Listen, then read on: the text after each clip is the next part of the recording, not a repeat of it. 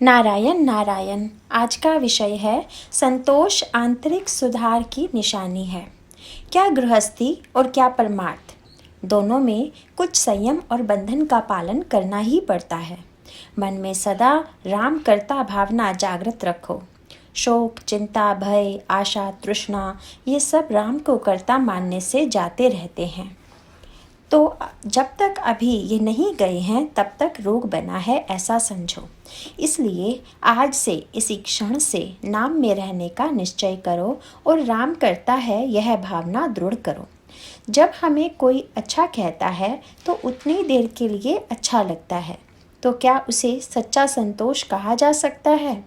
जो प्राप्त होने से फिर और कुछ प्राप्त होने की इच्छा नहीं होती, वह होता है पूर्ण संतोष।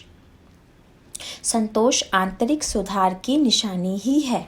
उसे पाने के लिए गृहस्थी छोड़ने की जरूरत नहीं है।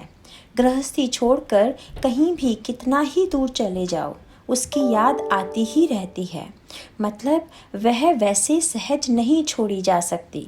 वह छूट सकती है तो केवल एक राम कहने से ही।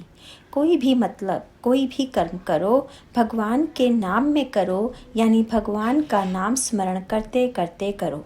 ऐसा करने से संतोष होता है और मनुष्य सुख दुख के द्वंद्व में नहीं उलझ जाता। जो अपने खुद का उद्धार कर लेता है वह सच्चा ज्ञानी, और कुछ नहीं करता वह सच्चा अज्ञानी। बुद्धि वासना का परिणत स्वरूप होता है। जो बुद्धि बंधन में भी काम करती है वह सच्ची स्वतंत्र बुद्धि, और जो बंधनों की उपेक्षा करके मनमाना आचरण करती है वह स्वैराचारी बुद्धि। वासना का नष्ट होना देही बुद्धि का नष्ट होना है। गृहस्थ विषयों को नहीं छोड़ सकता।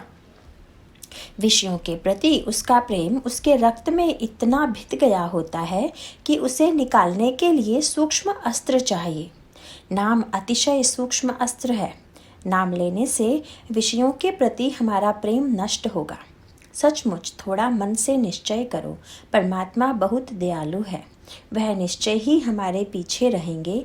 दोष न देखकर जो अपनाता है वह सच्चा दयालु होता है।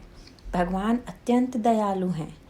उसके नाम के सहवास में रहने पर हमारा देह के प्रति जो प्रेम है वह नष्ट होगा, और देह के प्रति प्रेम नष्ट हुआ तो फिर उसके द्वारा रचित संसार के प्रति भी प्रेम कम होगा, और तब हमें सर्वत्र राम दिखाई देगा।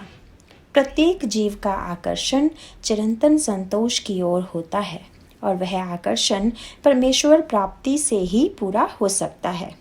और यह प्राप्त होने के लिए यदि कोई अत्यंत सुलभ साधन है और परमात्मा का सतत सहवास यदि किसी से उपलब्ध हो सकता है, तो वह केवल एक नाम से।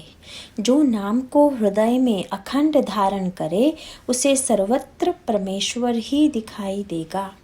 भगवान की प्राप्ति के लिए जो अन्यान्य साधन हैं उनमें उपाधि के कारण चंचलता होती है, किंतु नाम साधन होते हुए भी स्थिर है।